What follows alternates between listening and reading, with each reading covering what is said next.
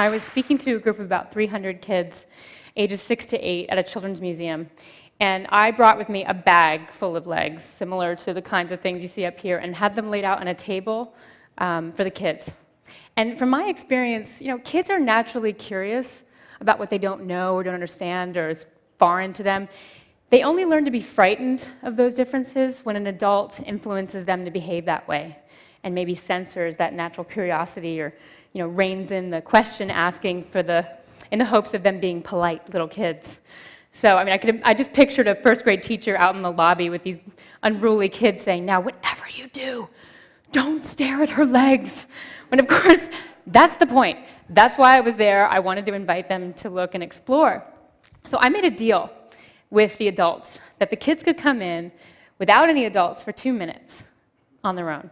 So the doors open, the kids descend on this table of legs, and they are poking and prodding, and they're wiggling toes, and they're trying to put their full weight on the sprinting leg to see what happens with that. And I said, "Kids, really quickly, I woke up this morning, I decided I wanted to be able to jump over a house.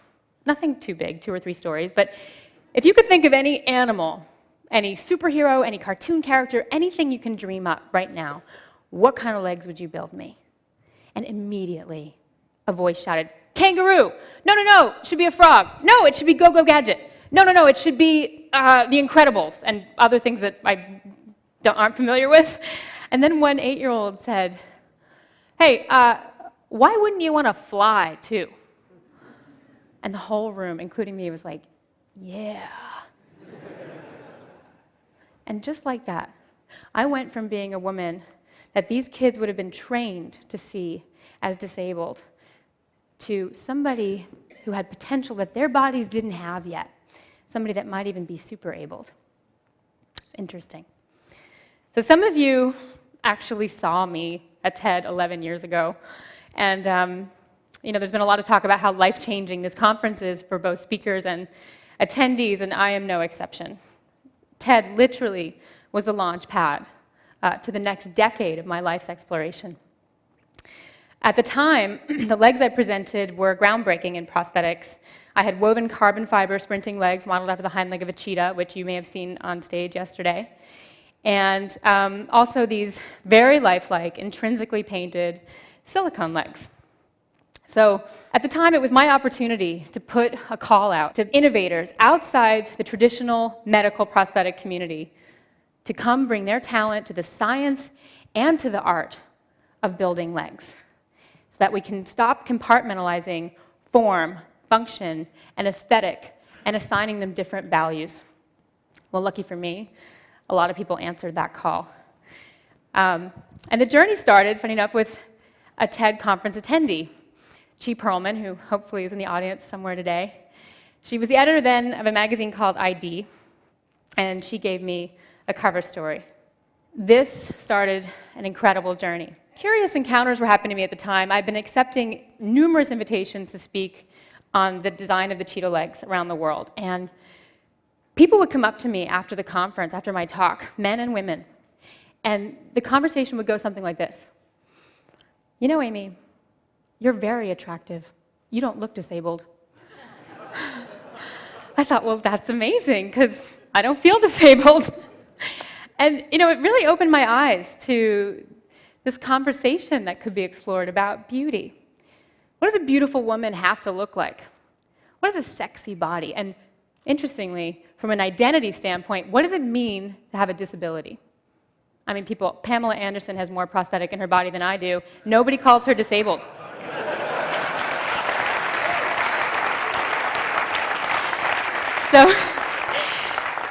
So this magazine, through the hands of graphic designer Peter Saville, went to fashion designer Alexander McQueen and photographer Nick Knight, who were also interested in exploring that conversation. So 3 months after TED, I found myself on a plane to London doing my first fashion. I did my first runway show for Alexander McQueen on a pair of hand-carved wooden legs made from solid ash. Nobody knew. Everyone thought they were wooden boots. Actually, I have them on stage with me. Grapevines, magnolias, truly stunning. Poetry matters. Poetry is what elevates the banal and neglected object to a realm of art. It can transform the thing that might have made people fearful into something that invites them to look, and look a little longer, and maybe even understand. I learned this firsthand with my next adventure, the artist Matthew Barney, in his film opus called The Cremaster Cycle. This is where it really hit home for me, that my legs could be wearable sculpture. And even at this point, I started to move away from the need to replicate humanness as the only aesthetic ideal. So we made what people lovingly refer to as glass legs, even though they're actually optically clear polyurethane, aka bowling ball material, heavy. Then we made these legs that are cast in soil with potato root system growing in them and beet roots out the top and a very lovely brass toe. There's a good close-up of that one. I have over a dozen pair of prosthetic legs that various people have made for me. And with them, I have different negotiations of the terrain under my feet, and I can change my height. I have a variable of 5 different heights. Today, I'm 6'1". And I had these legs made a little over a year ago at Dorset Orthopedic in England, and when I brought them home to Manhattan, my first night out in the town, I went to a very fancy party, and a girl was there who has known me for years at my normal 5'8". Her mouth dropped open when she saw me, and she went, "But you're so tall!"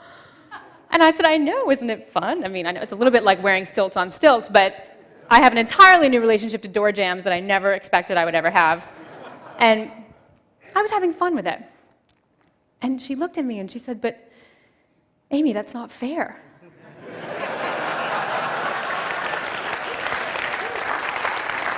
And the incredible thing was, she really meant it. It's not fair that you can change your height as you want it. And that's when I knew.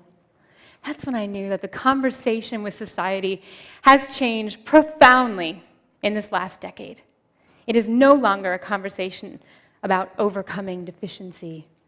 It's a conversation about augmentation. It's a conversation about potential. A prosthetic limb doesn't represent the need to replace loss anymore. It can stand as a symbol that the wearer has the power to create whatever it is that they want to create in that space. So people that society once considered to be disabled can now become the architects of their own identities and indeed continue to change those identities by designing their bodies from a place of empowerment. And what is exciting to me so much right now is that by combining cutting-edge technology, robotics, bionics, with the age-old poetry, we are moving closer to understanding our collective humanity. I think that if we want to discover the full potential in our humanity, we need to celebrate those heartbreaking strengths and those glorious disabilities that we all have. I think of Shakespeare's Shylock. "If you prick us, do we not bleed? And if you tickle us, do we not laugh?"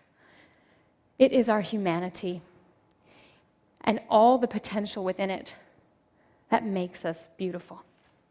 Thank you.